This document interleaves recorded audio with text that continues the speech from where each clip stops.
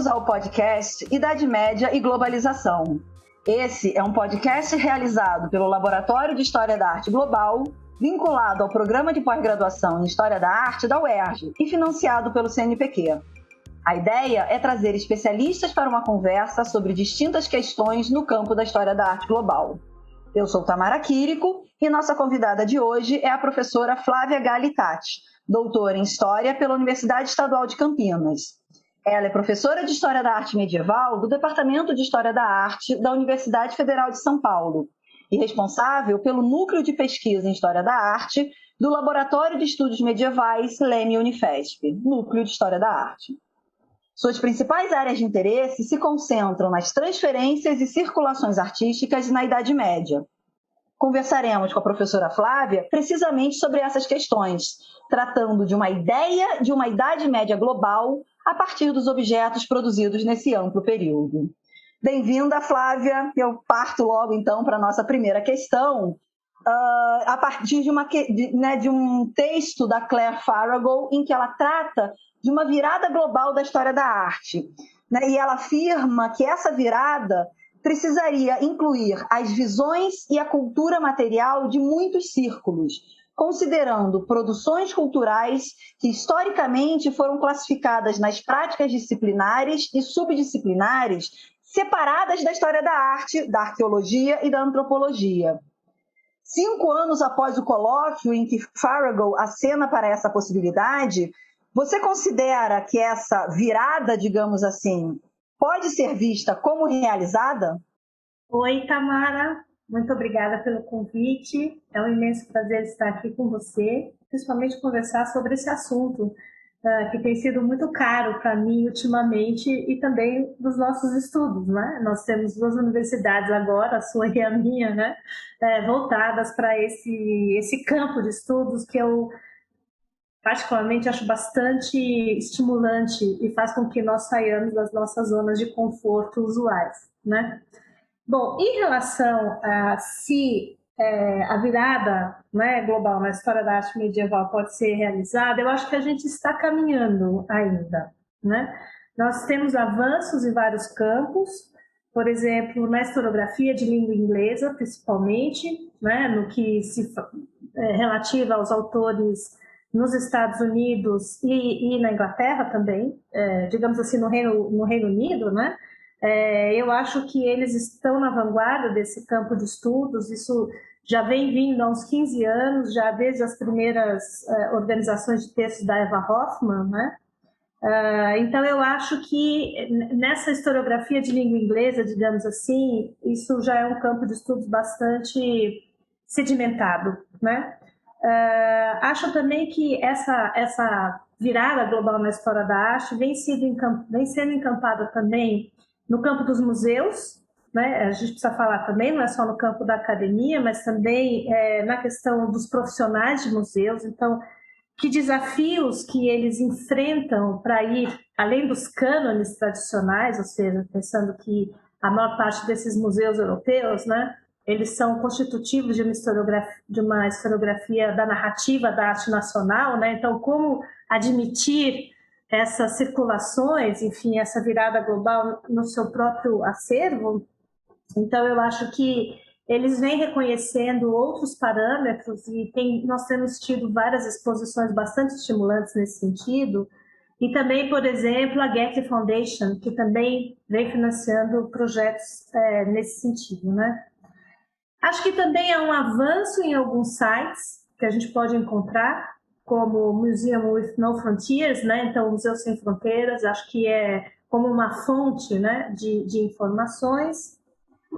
Mas eu acho que nós ainda temos que caminhar muito aqui no Brasil nesse sentido, né?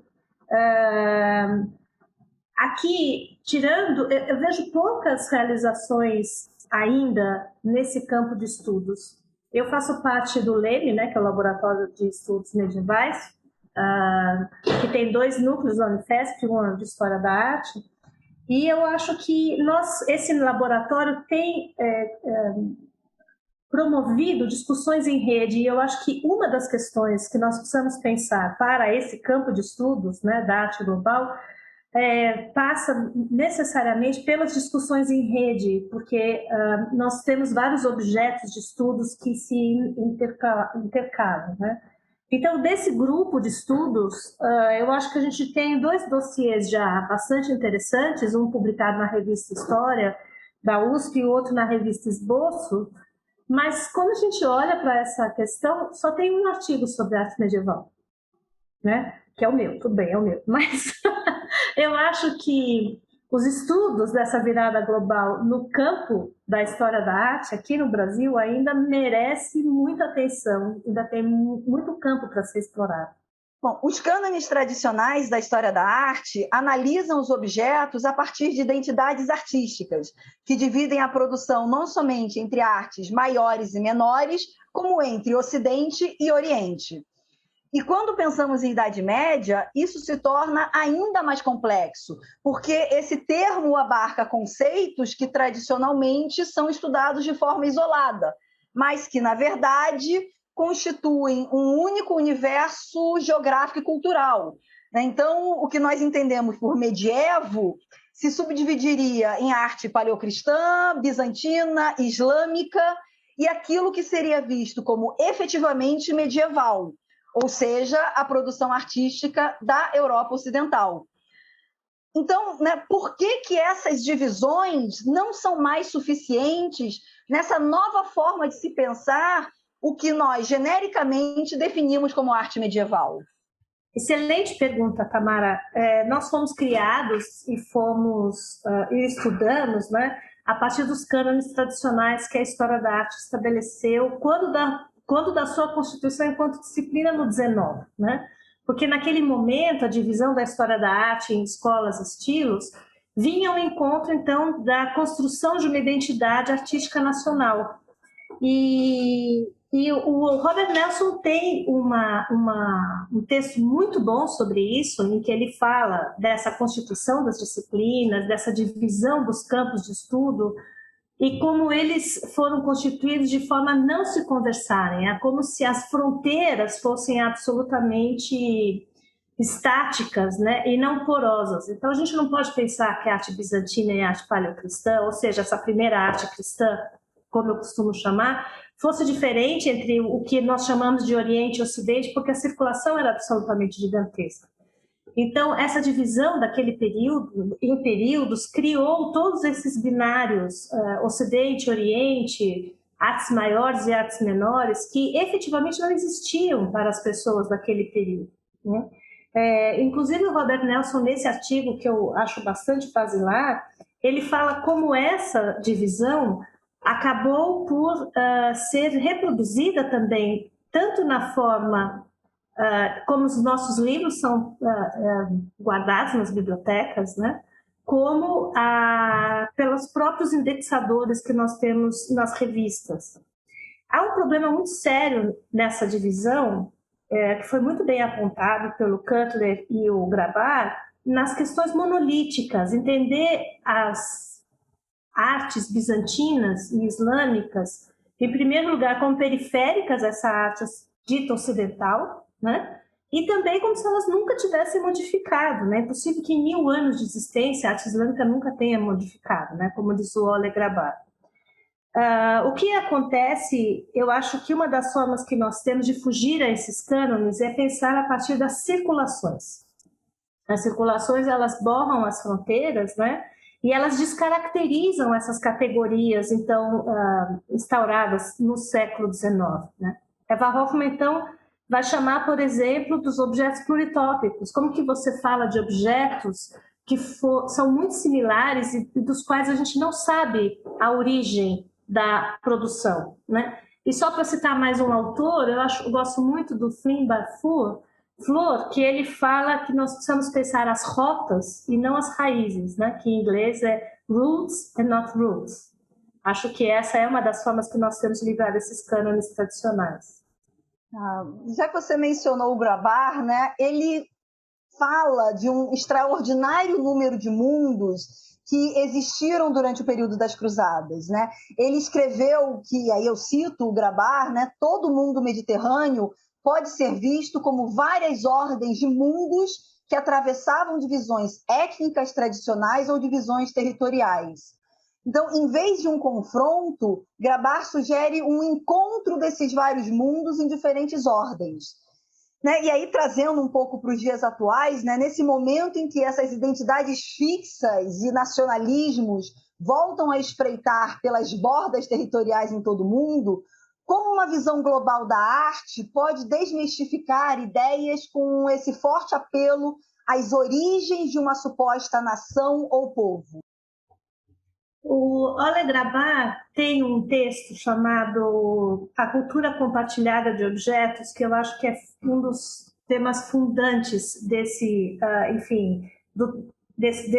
campo de estudos, né? O que ele vai dizer? Que existem diversos objetos que circularam a partir do Mediterrâneo, no Mediterrâneo ou a partir dele, e que tinham uma série de características similares que, por sua vez, agradavam as diversas comunidades nesse espaço do Mediterrâneo, né? E aí essa série de características que vinham circunscritas nesses objetos que acabavam por agradar a todos, cristãos, islâmicos, ou se nós não formos pensar a partir das religiões, mas a partir dos espaços onde eles circularam. Então, nós podemos pensar que no norte da África, na Sicília, no sul da Itália, na Península Ibérica, circularam diversos objetos muito similares. Alguns, como as caixas em marfim, com, digamos assim, com elementos bastante islamizados, acabaram se tornando receptáculos de relíquias, por exemplo, na própria Península Ibérica. Então, acho que essa ideia do Oleg Grabar de nós termos objetos que rompiam com essas características religiosas ou políticas, talvez aos nossos olhos como sendo características que tivessem um embate entre si, esses objetos rompiam todos esses embates, né? Claro que eles também geravam uma série de tensões, mas eu acho que a aceitação e a recepção era muito maior do que qualquer outro tipo de negação em relação a eles. Uhum. E aí, num desdobramento disso, para a gente concluir, como é que se evita a homogeneização das individualidades de cada artefato, Então, qual seria o caminho do meio, para isso? Acho que o caminho do meio é o caminho da circulação, Nós pensarmos que esses objetos que circulam, eles circulam também a partir das matérias-primas, Ou seja, a matéria-prima circula, então há um apreço por determinada matéria-prima compartilhada em vários lugares, E também eu acho que uma das formas que nós temos é de pensar a partir de espaços. Então, caberia ao historiador da arte criar um espaço e, dentro desse espaço, perceber que comunidades ali estão inseridas e como elas, então, lidam com essa circulação. Então, esse espaço, óbvio, depende, pode ser o Mediterrâneo, a partir do Mediterrâneo, o norte da Europa, enfim, tanto faz, Desde que você trace esse espaço como uma forma de desestabilização dos cânones. Então, os cânones não servem para analisar aquela arte que vem, então, circulando nesse espaço. Eu vejo que esse é o caminho do meio. Sim.